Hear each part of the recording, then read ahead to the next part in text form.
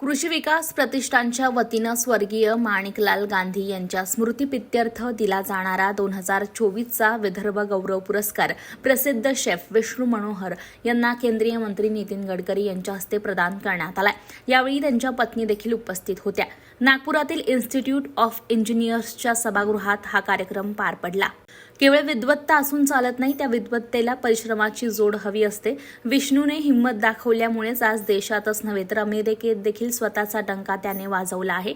तो त्याच्या प्रत्येक रेसिपीमध्ये जीव ओततो। समर्पणामुळेच तो यशस्वी ठरलाय। त्याने पाककलेला 7 समुद्रपार प्रतिष्ठा प्राप्त करून दिली आहे। त्याने आता स्वतःसारखे आंतरराष्ट्रीय दर्जाचे युवा शेफ घडवत पाककलेचा लौकिक वाढवावा असं प्रतिपादन यावेळी केंद्रीय मंत्री नितीन गडकरी यांनी केलंय।